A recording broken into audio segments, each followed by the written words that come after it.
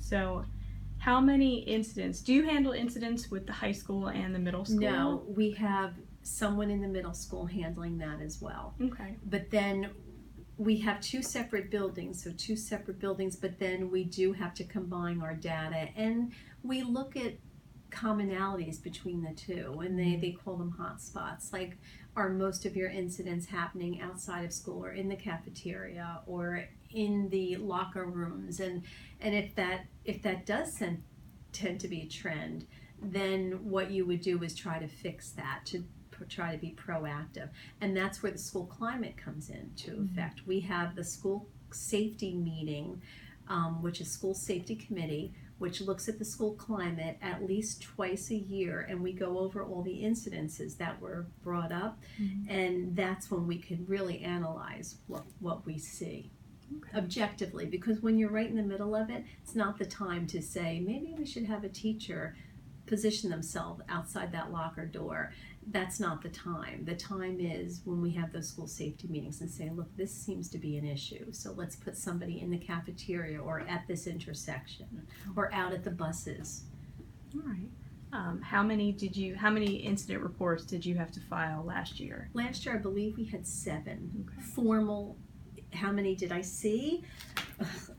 That's a good question. I never counted, but I bet 50. Wow. But formal, where we could say, yes, it meets all the criteria, let's go on to the next step, about 7 to 10. Okay. Just for our building. And out of those 7 to 10, maybe 5 were confirmed. But everyone is important. Even the 50 are important. If it meets a certain criteria, you can go to that formal. Those 50 will become 10, and those 10 will become 7 as you narrow it down. But I think the 50, if you don't do something for that, it's going to turn into 50 formal reports. And we don't want to run our school like that. Right. Would you say that you see a lot of repeat students in, either as the victim or as the aggressor? That's a good question. No, I don't. Sometimes we get repeat. If I had to say, that is a good question. I would say I have more repeat victims, but some of them just want to talk. It's a certain, if I had to pick, I bet I could pick which kids, mostly girls, because I don't want to say the drama of it all, but they do like the drama, and they do like coming in here and talking. But then once they realize that they're welcome to come in to say hello, or to tell me something cool, or to tell me something fun, then they realize they don't need an excuse. Where once they come in, and in the beginning, it could be that they've truly felt wronged by someone, or someone did say something hurtful to them. And then when you give them sympathy and you give them, compassion, really, like, yeah, I feel for you, what can we do about this? They do want to come back. I understand that a 13-year-old girl or 14-year-old girl would want to do that, but then I think they do find that they don't need that. And I have some girls that are seniors now that they're great. They come in just to say hi, and I've met them through when they were 9th grade girls in here constantly about someone said something hurtful to them. But you want to empower them. Sure.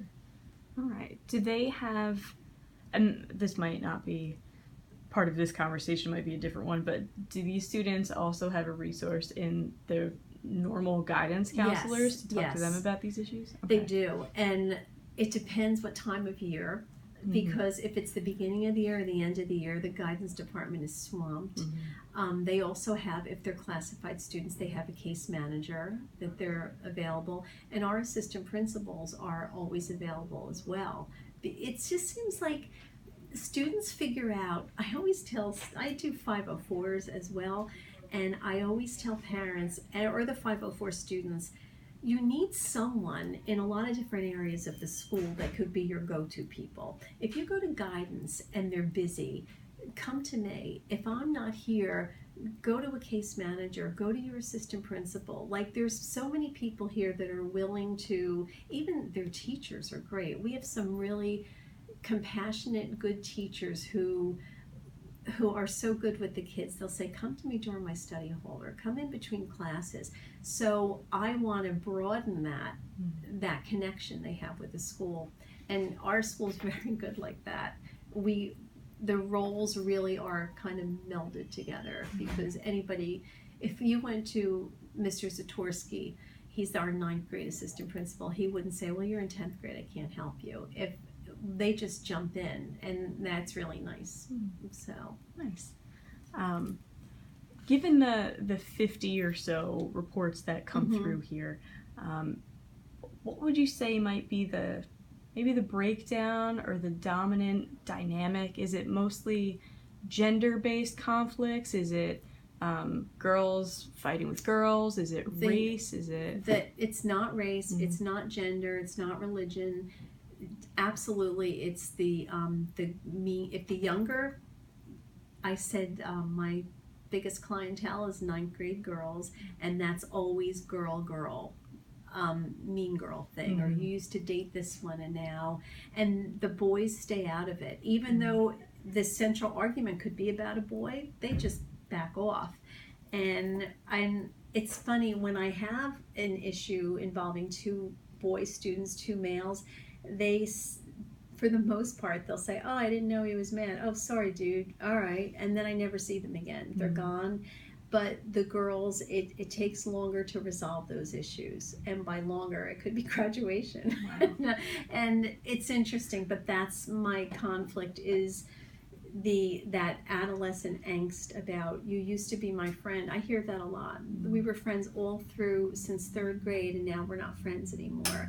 And that happens in high school. Like your interests change, and it's that transition to that second part of your life is really tough for some girls. And plus you're going through your own issues, so you could be sensitive to that. And then the girls that are making the mean comments, that could be a defense mechanism on their part as well. But then the girl who's the target of that doesn't want to hear that. So, but when they're alone, you can say that to them, like what's really happening. And everyone has a story. When you think something is simple, when you think it's cut and dry, this is what happened, you find there's another whole layer there, and you find the motivation. And it's not that the kids are lying. I say that all the time. It's they're looking at this from their perspective, which is this way, just like adults, and they forget that there's another perspective and they only see theirs. So I try to show both perspectives, but sometimes with HIB, sometimes things are just wrong. Like, wow, you really shouldn't have gone there. You really shouldn't have said that. That's wrong. And whether their motivation, usually it's only to look cool, not to look cool, or to assert themselves. I don't think it's done.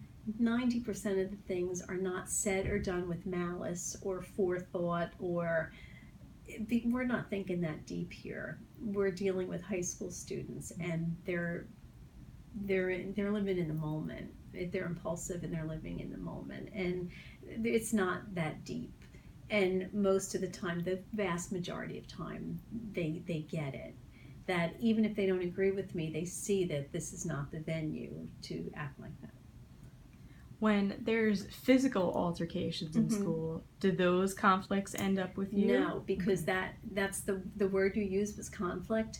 I don't do conflict. I do bullying.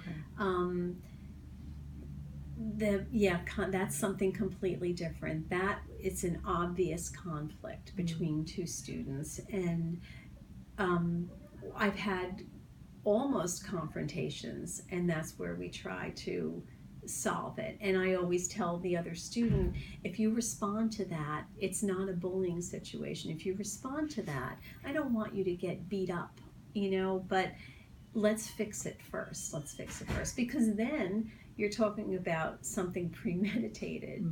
Like if you're thinking about it that much, let's try to fix it. That's not an impulsive thing. Can you talk a little bit about the difference between bullying and conflict?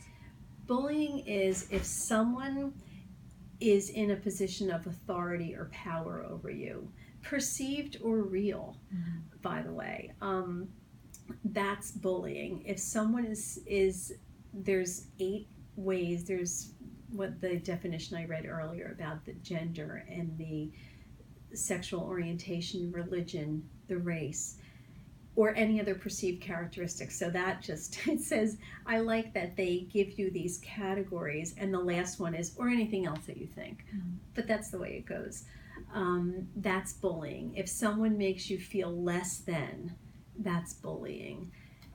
Conflict is if it's a back and forth thing. I have a lot of kids bring in their phone and say, look what she wrote about me. And I read it and I think, oh, it's terrible. Scroll up. And if you say the same thing about her, even though they say, but I only did it because she said this. And I do understand that.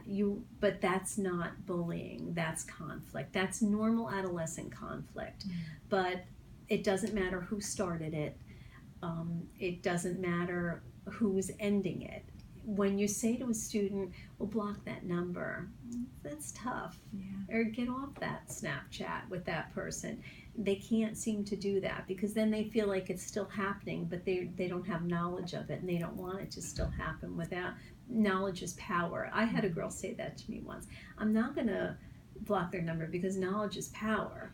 And because I think I say that, and I think she used my words back to me. But it's interesting. Conflict is when it's two students who are equal in their beliefs that each one of them is right. Where bullying is just where someone's making someone feel bad. Okay.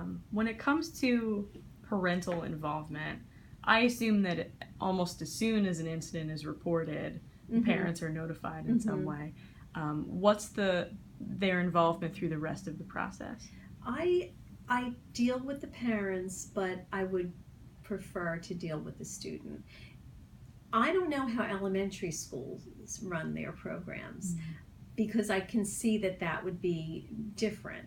But in the high school, sometimes the parent will be my first notification, though. The student will go home and say, so-and-so did this or said this, and then the parent will call someone, and the call will get to me and say, my kid was bullied, or I think this.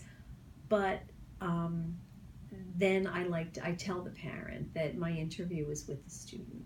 Just the student, not the student and their friend, just the student.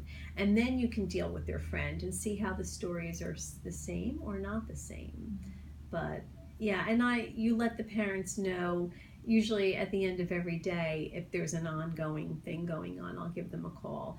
But you have to be careful because I respect all our students here, and you can't share what other students say. I can't tell them what's going to happen to the other students. The only thing I could say is you have to trust us that your child will be safe and will feel comfortable again. And that's why I always ask that question. What do you want to get out of this? What's the outcome? Almost always the parent says, I want my child to feel good going to school here, and we're with you on that. So they have to trust, and usually we establish a pretty good sense of trust that we'll watch their kid. Okay.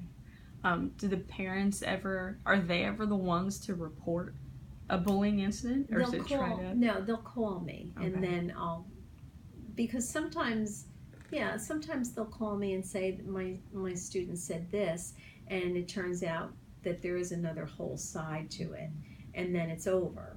But it's over, but we just don't say, oh, it never happened. We really do try to hear both sides and to just be proactive and make sure it doesn't get any farther than that.